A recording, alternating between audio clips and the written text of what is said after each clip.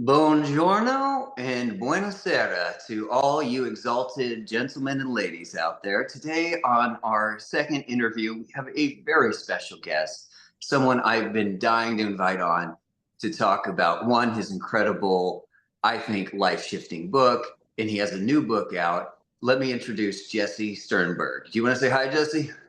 Hey guys, thanks, Johnny. He is the author of the best-selling in his niche, dogs, animals, spirituality, even the Peaceful Alpha. Or sorry, that was the original title we had. Enlightened Dog Training, Become the Peaceful Alpha Your Dog Needs and Respects. Now, Enlightened Dog Training, he's had a lot of adventures with this book since it's come out, including it being put out in German. I thought that was very Definitely. impressive. Definitely. Thank you for having me, Johnny. Yeah. This is what it looks like. That's With, the German. What does it say? but yeah, that's well, I was hoping you could read it. Your Uh, last name's Sternberg. Come on. There he is. Jesse is Computer like training. he is like the original dog whisperer plus on spiritual super drugs. Like Jesse, he doesn't just do dog whispering. He taps into what he calls the secret language of nature, or nature's secret language. And from the whispers of nature, the flows of things, God Himself or herself, animals, we are able to train ourselves to be better peaceful alphas. We're going to go into all this initiatory work with Jesse today, but it really is this unique perspective that goes beyond Caesar Milan and such. Do you want to say a little? And I also want to say Jesse and I worked on this book together. I helped him craft it, formulate years of genius. He'd been doing over a decade of this deep work with humans and being peaceful alphas in their own life and with their animals. And we ended up, I agented him to Findhorn Press, who loved it and picked it up immediately. So, Jesse, do you want to tell us a little bit about the book? And then we're going to talk about his next book, his newest book, which is about lessons about divine masculinity. That's going to be our topic today. And we're going to dive into all these great archetypes of masculinity. But before that, what do you want to share about this book? Not only did Johnny do all of those things, everybody, Johnny kept me focused, kept me humble. This was like a 2-year process. So Johnny honestly was like a big brother coach, painted the vision, and I'm just so grateful and grateful to be on your show. So this is fun. I'm still grateful we followed the formula and it totally worked. And your book broke out there. Now clients are coming to you for it. And this wisdom is being shared. I love wins. I love getting books out, but you know they're beasts. And you showed up for the whole ride, Jesse. So few do. So congratulations. You deserve all this, all the accolades you're getting. Speaking of which, I did want to talk about one before we dive into the lessons of divine masculinity. Um, how was it when you got invited to do the Gaia episode? That's one thing I never got to do in my career, flying out to Gaia Studios. I believe that's near Boulder, maybe Louisville. Can you just give us a little taste of what it was like to have a featured episode there? Well, it's just a good memory now because the episode is taken down. Uh, they took a cool little like left turn and experimented in the dog lane. And it was so cool to be there because everybody who worked there had a dog. So honestly, when I arrived at the headquarters and they flew me there, I felt like a king. Um, it was just these mega purple crystals everywhere while I'm waiting by myself. Huge. I could feel them. It was so calm. These huge plants. It was like really, it was like a Gaia vibe. And I felt like I was one of the Beatles. Like a totally humbling experience. It was very cool. And they brought you into a studio room, and what Yeah, did we they came to the interview on studio. specifically? Meredith brought me in, and she was the host of one of their key, really big shows. I think like over 10 seasons. I'm not sure exactly. Really popular show on their network, and she has a dog, and she caught the press release and read my book and invited me down. So that was just a cool interview, a cool time. That was a really cool time, actually.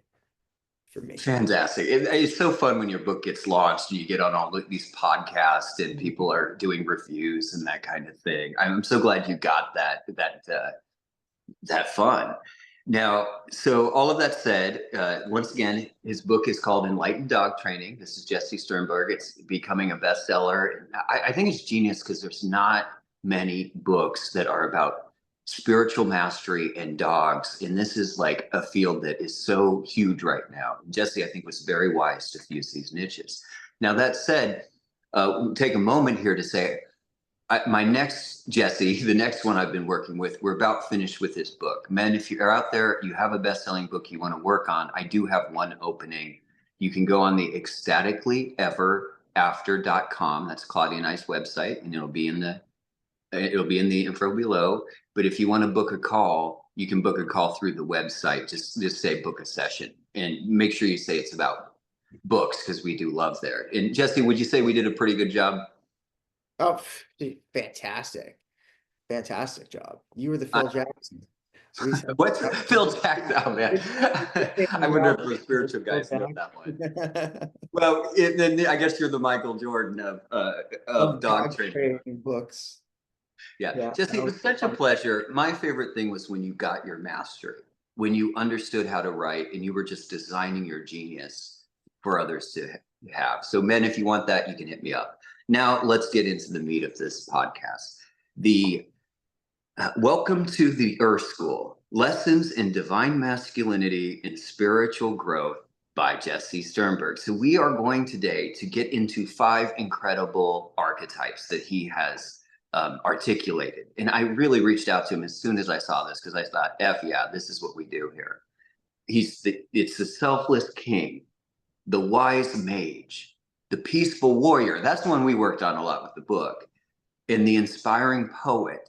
All 4 elements of these make up this magical alchemical fusion of the Humble Emperor. So we're going to go over mastering the different masculine archetypal energies and forms of the Humble Emperor. And Jesse, I really don't know where to go except to ask you. Me neither. But you wrote the book on it. And, I think it's interesting because I've read lots of masculinity books that do this, like King, Lover, Warrior. You have different ones. And I think that says a lot about your spirit and soul. You're a very unique being. So I thought maybe I'd like to start with the Wise Sage or the Wise Mage, because I really don't. I don't go around thinking I'm a wise mage in my life. What is that, and how do men? Maybe you could tell us a little bit about the book, and then jump into these archetypes. Okay, sure. The book was a gift that I gave to my son as he was turning 13 and in our tradition, having his celebration of becoming a man. And I was in such a frame of what can I give him that's meaningful, that's like not money, that will be meaningful to him. And I was in like a spiritual place at the time. And I thought, okay, I'm going to write a private book for him. I didn't intend on publishing anything. I was reading Marcus Aurelius's Meditations at the time. So I was directing it to my son from a place of, he'll probably read it maybe after I'm gone. And it will have levels of love in it that will make him feel like I'm still around. And so the value of it will grow to him. That was really all I was thinking when I did it. And the 4 archetypes, they came to me because I wanted him to know that he could be all 4 of those, and he could pick and choose which one he wanted to play with. For example, he's into all these like fantasy, Dungeons and Dragons, creation of dominion over the elements, Wise Mage. The secret flavor under everything, though, what makes it spiritual for me, is that it's really just about love, different expressions of love, different appropriate responses of love. different levels of consciousness that are given to you after you live lovingly. That's really what it was. How to have an awesome life and let it unfold divinely. I love that. And just like Eskimos have a million different words for love or for snow, I think these archetypal forms give different expressions of love and how to one embody it and then how to express it in the world around you. Divine love. This would be, to clarify, divine love. Different expressions of the way that the divine shows love or feels love. This is my interpretation. And how does the divine do that? Well, with knowledge that we're all the same thing, with knowledge of laws, certain laws of the universe. That's how the book opens. Actually, the book opens just to show. I shared with him a Kundalini awakening experience that I had in my 20s and why it made me pursue this lane so strongly that he's watched me do some weird stuff. You've had some type of a divine initiation that broke you out of the mundane, some masculine awakening Yeah, into yeah. deeper depths of the dimension of yourself And I in explained, life. basically I had like a white light meditation moment and one of those things. And woke up everything. Okay, fantastic. Now let's move into these archetypes, can we? Yeah, yeah, Which one do you want to start with, Jesse? It might be easiest to start with the peaceful warrior since you wrote a whole book about being a peaceful alpha. yeah. The peaceful warrior is a protector of the ones that they love. They hold space. When it comes to animals, they provide. They provide the resources. They provide the education. They provide the work or the training and the discipline. So it's like a loving parent. The peaceful warrior is uh, in the book. I was explaining to my son that I was encouraging him to turn his body over the course of his lifetime into the body that a warrior would have. Um, Fit, muscular, graceful, knowledge of martial arts so that he could actually have the feeling of what it would be able to be to offer protection to somebody that you love, a child or your your family.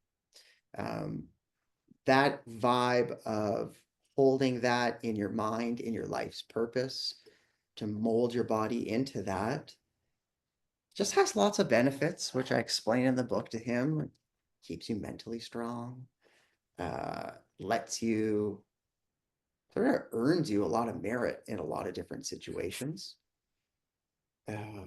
builds tons of positive habits, positive characteristics. So that's the angle that I'm taking as I'm painting like the ultimate vision that he's thinking about as he's going through his teenage and 20s and 30s and uh, yeah, that's I could talk. We'll keep talking. Well, I think that's it in a nutshell there. I love that. Now with your son, sorry. Every time I feel like I hear that, I hear also to the next generation because the next generation needs more fathers. I've looked at what happened over the last few years in Western society, and it kept striking me. Wow, there's a lack of fatherhood. There's a lack of order, divine order, reason, and masculine initiation into leadership. That's the And king. I, That's the king in my it, and that's that leadership. Masculine leadership is another type of flavor of archetype that when you're anchored in your divinity, in your flow, in your wise, loving space that you're holding for yourself, you become an organizer, you become a leader, you become a provider and a sharer of your own abundance. And that is the kingdom. That's part of the kingdom. That's part of being the king. Energy. Um, did I call it what did I call the king? The selfless king. The selfless king. Okay. And really, to what I was explaining to my son in this aspect is lessons on humbling the ego. Whereas everything that the king ever has is because he's provided it outward. So it's coming back. So, look after yourself, your vibe, your personal inner peace, inner joy, and allow that to radiate outward and share it outward, and don't want anything back as the result of sharing it, and watch what happens is sort of what I say, because it But obviously is an attraction accelerant, um, if you stay humble. in what you're teaching, I find is so nuanced compared to so much of the red pill, uh, right reaction to modern feminism, which some of that has its own thing too. But this is not like rigid polarity coaching 101. And I'm not surprised we're talking so like as I'm launching these podcasts, because you're talking about a different type of initiated man than just order people around, be in command. And yet your first lesson with the dogs and stuff is you got to command respect, but with love, with quantum flow. And that is not what I'm hearing on the polarity side of things. And that's what's interesting to me, Jesse, is you're talking about I do point it out. warriorship I do with point balance. fair. I do validate it though, and I Oh, validate yeah. it in the warriors, in the peaceful warrior's physical body commands respect. He's so restrained. He's so disciplined. He's so powerful physically, mastered his own vessel that, uh, what you do next, once you've got the attention on you, is really sort of your ability to lead and influence. So, can I talk to you about this in your specific work with humans, men, women? You're initiating into peaceful alphaness, peaceful warriorship, selfless king or queen. But I've been noticing where I live in recently that dogs are dangerous, and a lot of people cannot handle their dogs. Like maybe you're not experiencing this in your neighborhood, but here in New Orleans, I watch people running out of control with pit bulls and stuff, and they are getting dogs they can't handle or handling dogs that make them Agreed. are they're not trained yet. Like, so what do you do in those situations to initiate people so they can handle the beasts of the world, if you will, metaphorically and literally? Well, I I use the wise mage energy, and I attract people who realize that they're the problem. They realize that their dog is something that they can't control, and they're in alignment because they love their dog, and they just like they know that I'm going to be able to help them get to the place that's going to have them honestly feeling like they're the queen, because their attack dog is now, like, as I would explain to them, like VP of personal bodyguard security, and they make you look good and in control. And that's a whole other flavor of vibration. They love that. That's elegant. So, how you prepare your dog to be able to have that discipline, that calmness, is just going to be a reflection of yourself. How you work out, how you meditate, how you work on your inner work, your commitment to that is going to be exactly the same as what you have for your dog. And this is what I thought was so unique about your book. You are giving powerful spiritual meditations at the end of every chapter to embody what you've taught. I don't know if I've ever seen a book with animals do that before. And I thought that was genius. And I bet you a lot of the people coming to you are coming for the deeper, like, wisdom of that. That's so cool that you're talking about that because I was shy to even get into that with the dog training clients because it's unspoken. It's the elephant in the room. It's not the selling feature. The selling feature is, well, what's valuable is we can make your dog stop being bad and stop getting complaints from the landlord for barking or whatever. Stop the big problem. So I lost my train of thought, Johnny. Well, you were talking about how the wisdom there. I get this because in what I teach, hey, get your husband, get him within 9 months, and that's the way. But the way to get there is courtship. And I think you're saying, hey, you can have a really great dog. He can stop peeing on the floor. He can stop chasing others, or she. Sorry, I don't mean to just be sexist there, but dogs. And then you have to do the inner transformational work, and that's the key. And I thought that's what set your book Exactly. apart from everything else. Yeah. Exactly what I'm saying. Yeah. Now, a couple questions here. And I want to get into this wise mage, but I feel like we're in a little bit of a moment with understanding the beasts of our world and how they relate with us. What is the number one problem that peaceful alphas, they may start off as betas, but going into their peaceful alpha, what's the number one problem you see with dogs? Like, what are they having? What's coming up? You could even do one, two, three if it's like that, but So, number one problem is no emotional impulse control in the person or the dog. Person's kind of person that's coming home and is like smothering their dog with like a needy energy. Oh, I missed you. Blah blah blah. Dogs all jumping up on them, scratching them, acting out the strong, intense emotions. That's the number one problem.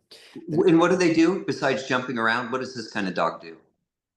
this kind of dog in the outer world is going to have impulse controls and it's going to look scary. It's not going to feel calm, smooth, comfortable when it sees other dogs. So it's that's the sort of thing that's sort of way it translates.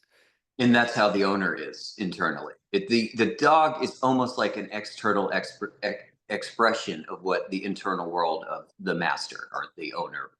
Bingo. Mhm. That's exactly the reflection. It's sort of like the unconscious icky emotions that the person has that allow the dog to behave in a certain way or sort of positively reinforce the dog to behave in a certain way through So you say quite common, like often in the book, that our dogs are our gurus. So how do they teach us divinity through misbehaviors and then coming back in alignment? quite simply because the wisdom that it takes and the self power that it takes and the self love to get that self power that it takes to stay restrained and then act lovingly when your dog is psycho so that you can set a boundary. Having a confrontation with a dog and winning the confrontation is a very close number two. A lot of people have a dog that doesn't have a no button or an off switch. Hmm. That's an alpha thing. That's a peaceful alpha thing that they would command and have. And that's a big selling feature with clients and with the book.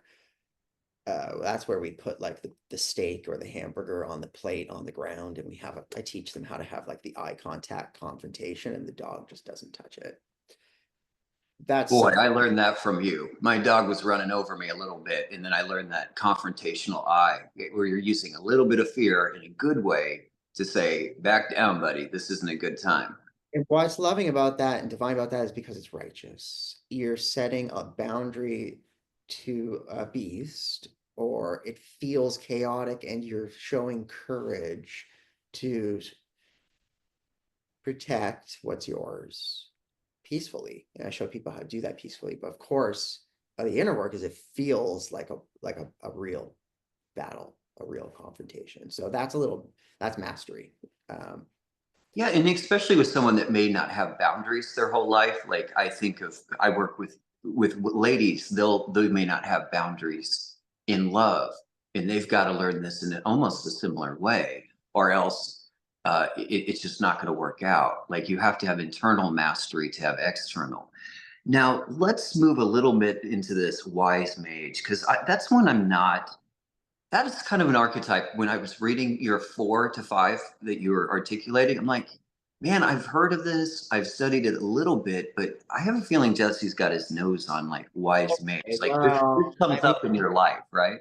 all right, so it's no secret to my son that I have reverence for master plants, plants that shamans would take. And it's no secret to him that the third eye has cool stuff that it does based on the shows that he watches and just the way that I talk to him. So I'm writing this to him. There's chapters in the book that talk about the current medicinal pharmaceutical structure of how Earth is operated, at least on our side. And I'm trying to teach him how to take care of his own body so that he is what he puts into it is the pharmacy.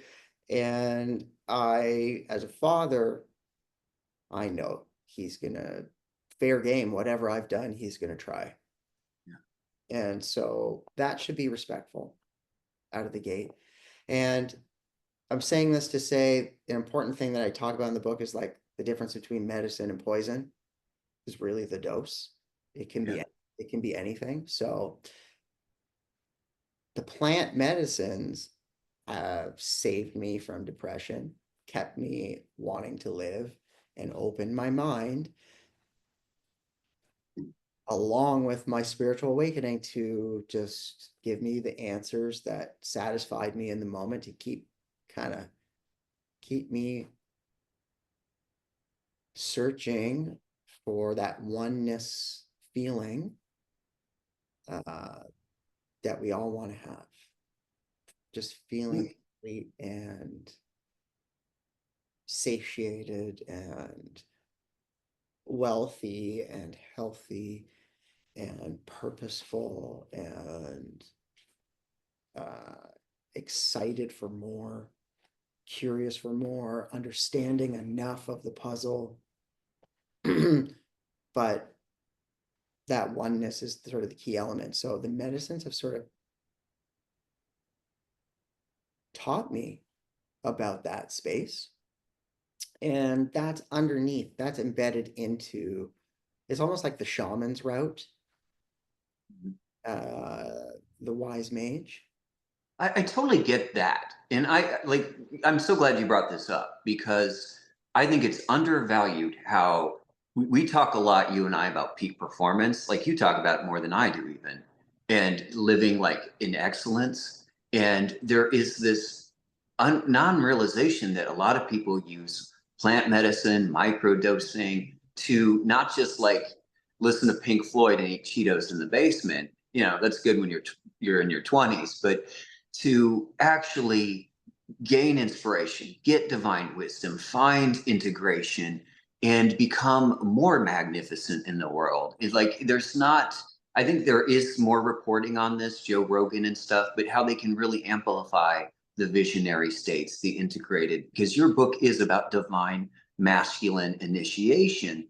And even in archetypal masculinity books, that David Data and stuff, I don't hear much about the mage in the visionary state in that kind of like thing. It's almost thought more as feminine, I think. And You it's know, so can't key. can't really get to the next level, which is the humble emperor, because until you get this piece, because this is the metaphysical realm. This is mastery in the metaphysical realm. And it's basically the on purpose, ceaseless creating of your future heaven on earth through your thoughts, your words, your actions, your frequency, endlessly. And leveraging the higher self energy. I love that. It has a very creator feeling to it. Exactly. Let's let Exactly. it flow in and create with the universe, the creative power of the Put universe. us all together. Like what there's one that we're missing um before the humble emperor. What's the Yeah, but let's focus on that. Like, just for those that may not know, it's an old word. I don't go around and hear people say this much. Can you explain to our fellow men and ladies what, like, maybe that don't know, like, what is a mage and how do you see the mage? Like, and how does it work in your life? Just a little bit more into that, please. Okay, well, the Like, what actually is a mage? mage is a fifth dimensional human being that ha has supernatural power and creates uses it to create white magic for their benefit of their own life and others. So it's like the beginning of becoming the king or queen of your own domain. You're on purpose using your mind, and the way you access your mind, maybe you're acting like a magician, casting your spell. You're using your words and you're casting spells with your words. You're never not doing that, everybody. You're never not casting spells with the words that you speak. So stop whining and stop kvetching and stop bringing your attention out loud to all the crappy things that are happening. The mage is past, honors that, but chooses to apply the power of their own focus and the generation of emotion with high energy emotion, which is kind of where plant medicines take you. Plant medicines take you there anyway, and sort of teach you that that's a thing that you can do with your mind. I always thought that magic mushrooms were magical because 3 days later, whatever I was thinking about is now like right in front of me in my hand in my use, and I'm like, that's so weird, magic. Well, that's sort of why I think they're called that. In a side note, so to the regular person. By the way, I love that we, one, are getting the dog stuff, like getting the peaceful alpha magic. Two, we're getting the divine masculine initiation. But three, you're coming out a little bit about your plant medicine shamanic life, and that's fun. I didn't think we would dive into that here. Wasn't Um, expected. so this fifth dimensional energy being archetype, being a magician, maybe channeling these things through, I would even say a medium, uh, is key. Now, this thing you said with spells, I want to talk. I think it's interesting you work with Saint Germain and you have Christ consciousness energy, which tells me the types of spells. We have ladies in our work that will literally go to like the witch store and try to cast a witch spell to get a guy. That's a controlling thing. You're Mm. talking about more of a, you're talking about divinely aligned, like logos creation, which is a really beautiful, articulate art form of God, in my opinion. There's a difference between like casting spells to control something and using divine beauty and God and And magic why to I'm calling create. it white magic, because it's aligned in loving, it's aligned with love, and it's aligned with understanding the law of oneness of all of us. So like everybody's you. So you're whatever spell you're casting to control you're gonna experience the spell that's controlling you until you experience that. So uh, Great. And so that's a bit on the wise mage. Now, the other one, and this is so Jesse, inspiring poet. the inspiring poet. I would maybe put artiste or something in, Yeah, but that's exactly who it is. That's exactly who it is. you kind of are a poet. I mean, even when we talked, you wanted to do like some poetry book, and I was like, why don't we make some money and get Oh you my some? God. So the hat that I wore to write the book and learn from you how to write sentences that people would read felt very artistic. Yeah. It took me, it was painstaking process for you to mold me into having a pen in my hand, so to say, Mhm. um, which I have to encourage every human um, as valuable. It's a really cool feeling knowing that you can teach your mastery and leave it planted there through the written speech or through art form because you're almost like using your frequency in artistic ways to flower endlessly beyond your life Mhm. to keep living. So that's poetic. It's coming from a place of, of inspired living. Yes. In love, there's three components to it for courtship: God, reason, and magic. And if you don't have magic, if you're not living like a poet, the dates suck. Life is a drudgery. And I feel like, Jesse, you wake up probably many days in your inspired poet mode. Like, how does the inspired poet overtake your life? And what are things you would like to share for the next generation, including your son? Well, I want my son to know that he has unlimited possibility to do anything that he wants and do it with ease and live any kind of way that he wants and do it with ease. And it's all going to thread itself together by what his purpose is, which he's going to discover by following his inner guidance, which I teach him about his in the book. I talk about what's the point of having feelings if it's not teaching you something about Mhm. what the feeling means. And so uh I want him to watch me blow up on Instagram just being me. And I want him to know that he can honestly, like, I don't even want to put limits on it. Be a professional soccer player that didn't start until he was 12. Uh, Make something insanely cool in robotics and uh, know God. I want him to know God. I want him to understand in his bones what the power of the creator, the love of the creator. Uh, I want him to understand what's going on this planet, how this planet formed, how it was created, uh, what I believe the true creation story was based on extraterrestrial involvement in the seeding of the planet, which I talked to him about it, and sort of the lineage of humanoid species, galactic humanoid species. Uh, Wow, I didn't think we'd be going here today. Wow, it's getting very Electric Jesus like with the yeah, galactic well, stuff. that's how the book ends. It ends that way. It ends galactic, huh? Well, Yeah. why don't you keep going? Tell more. What are you seeing where we might go? What galactic is going on?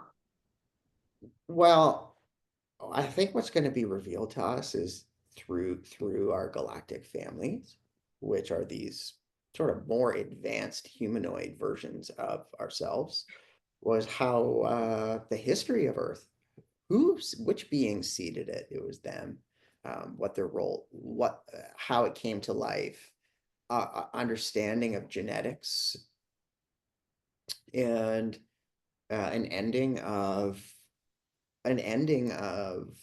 the human era of war and a coming together of oneness. This is all Age of Aquarius stuff, along with the magic stuff, and then a revealing to us, like a initial contact, Mhm. uh, like a rollout plan, like a legit rollout of what's going on in the galaxy. This sounds a little bit more like my book than what you hear on the on It's funny, news. that's why I called it Welcome to the Earth School. It's shamanic. It's like artistic. There's media. There's a spiritual component. Are you also now tracking like how they're starting to reveal all this crazy stuff? And like, it's a little surreal to me to see Congress, the U.S. Congress, literally talking about found craft in hearings. Like, are you tracking any of that kind of disclosure stuff, or As a, it's more about as a, artistic? As a Canadian, I'm not tracking what's going on over there too hard, other than that Trump is total wild card situation. But I Uh, just mean around the UFO stuff. I don't want to get into oh, too much politics here. oh, I see it rolling out on Netflix even. And Trump talked about it on the Joe Rogan podcast. So I know that they exist because they did light work on me one time and I met them and it wasn't weird at all, but it was cool. But how I communicate about it and talk about it and what I do with it, it has become a part of how I'm living. Yeah, and as a like aficionado of probably psychedelic literature or transformational literature, is there a book on aliens or shamanism or DMT? Like, do you like DMT, the spirit? Is there a book that really resonates with you? Graham Hancock's Supernatural? None of that stuff. I'm like just YouTube listening to channelers and um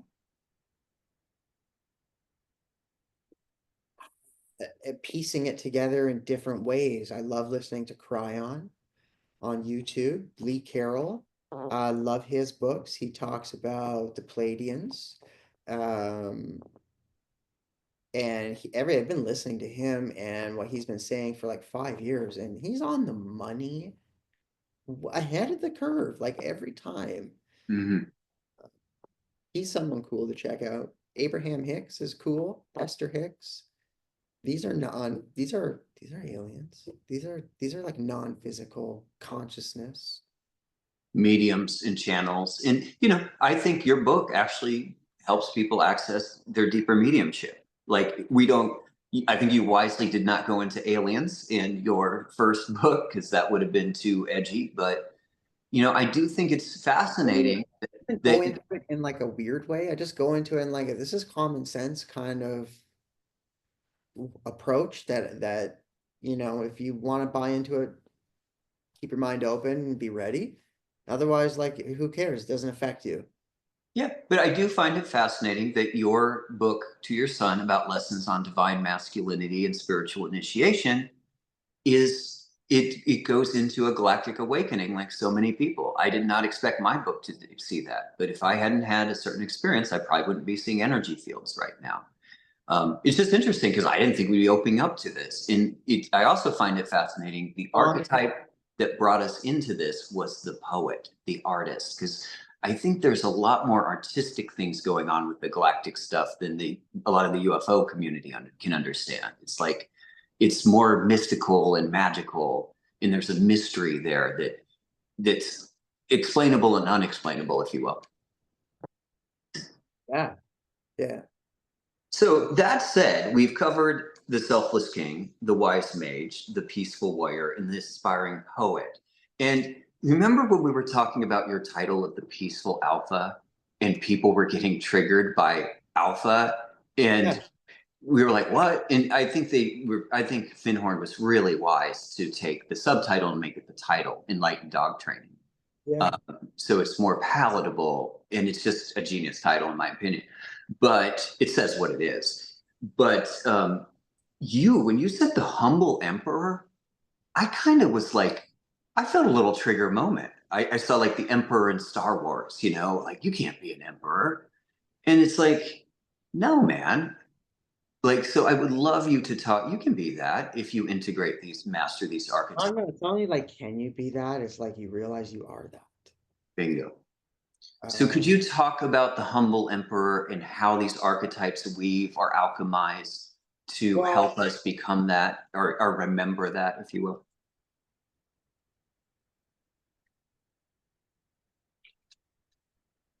Love is emanating out of you in a calm way, such that there's no nervousness, there's no anxiety. Mind is so peaceful and pure, Mm.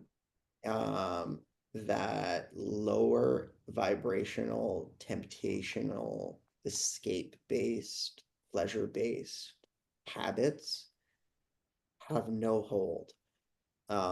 Spontaneity of moment to moment living is at full height. So the level of presence in the moment is just Mm. living, living. But there's a living with the fruit of mastery of the other four archetypes, which is all the wisdom, access to all the wisdom that there is, access to all the power that there is, but also so much humility, because humility is what really is one of God's signatures. You don't even know how to find God. God's so humble. But wow, the power. So one example might be coming into like a social gathering with family or your business or some kind of intimate bro situation, multi bro situation, and understanding everybody's perspective instantly and harmonizing everybody instantly, no talking needed. Maybe in your understanding, there's sending helping energy in certain ways, which is kind of drawing from the Mage. There's also the aspect of like, universe is giving you things. The universe is giving you leads, people, opportunities. And it's like, as they're coming in, it's like, whoa, I just thought about that. And then there's the thank you. So there's a, I don't want to say like it, I haven't achieved an endless connection to source, but I've achieved strings of continuous moments, and that's what it's all about, is knowing that when you're in it, the knowing that you're in it, and the knowing all of that stuff, and then growing in your ability to hold that. Yeah, to access it. It's something I feel there's a lot of confusion about in the world, that you can connect to source, to God, and yet sometimes you might not be, but you grow and get better at it. And to me, that's how embodied initiation, like what you're describing. Yeah, yeah. Sure. Like it's it's the path that I've been led along by through my inner guidance into figuring out what that white light moment was in my 20s when I was meditating and had the and in pursuing it, and then in finding it, and living in a way where totally off the beaten path to kind of discover it and find it. Life humbled me so many times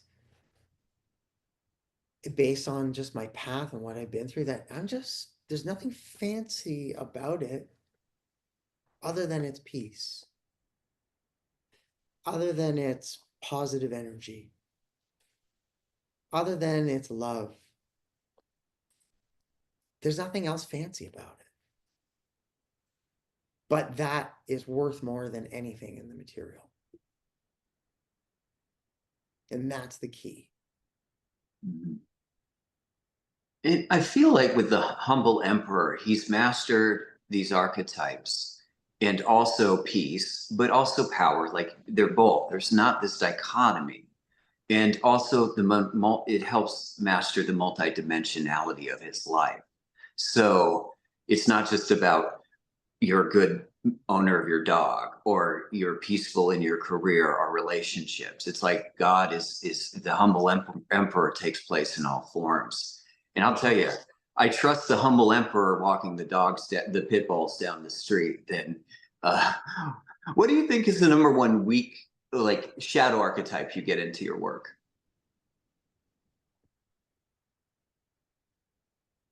Personally, my own personal one. No, I mean that you see clients come to you with.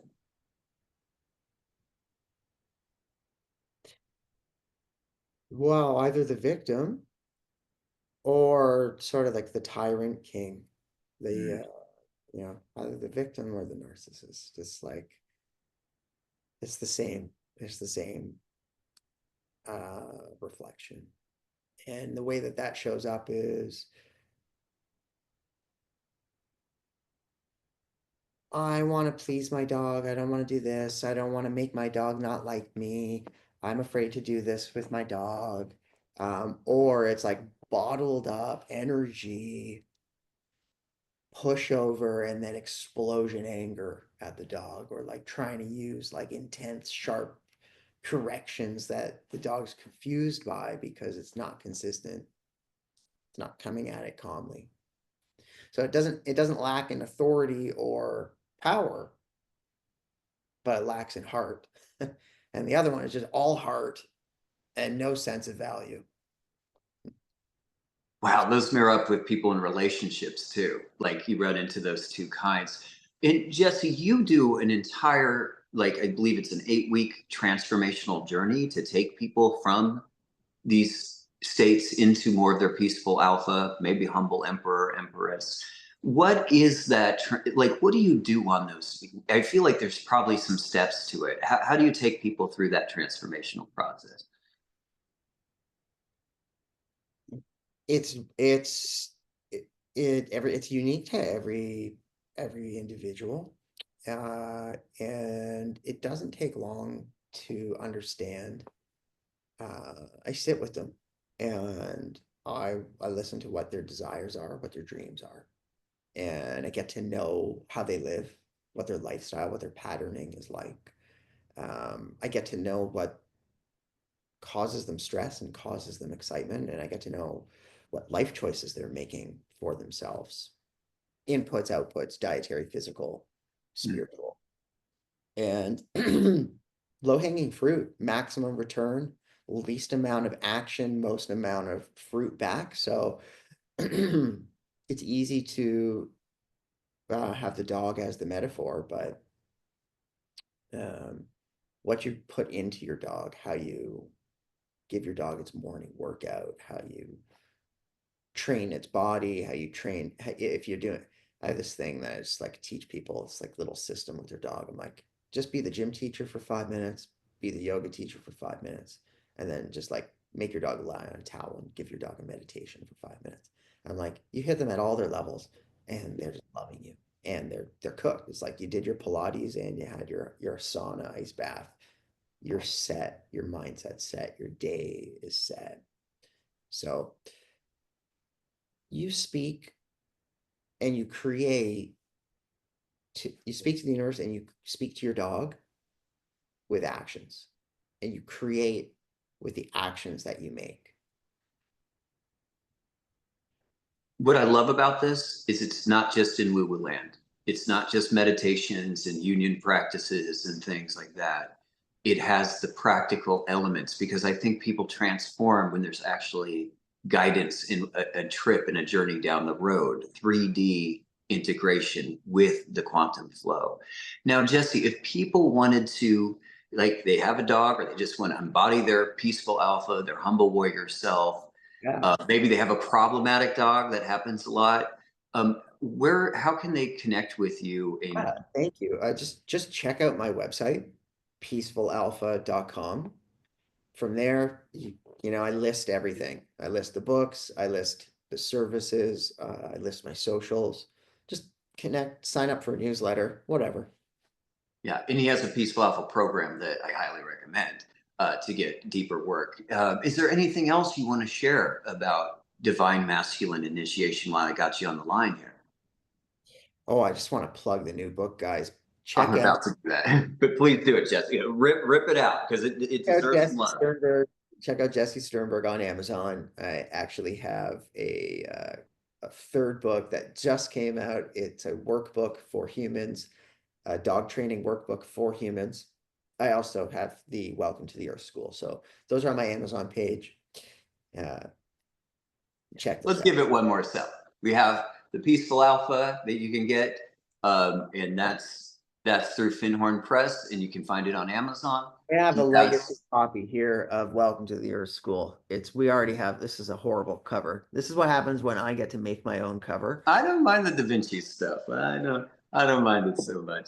Um, I put your We have an notes in even this better book. cover now. We have an even better cosmic cover now. Fantastic. So he likes his cover. Welcome to the Earth School. Lessons on divine masculinity initiation and masculine initiation and spiritual divine masculinity and spiritual initiation. So you can find that on Amazon, and you can find it. Was it jessesternberg.com? No, it's peacefulalpha.com. Oh, sorry, peacefulalpha.com. Great. If you want help with the book, man, you can hit me out at ecstaticallyever.com. And by the way, this podcast was brought to you by love.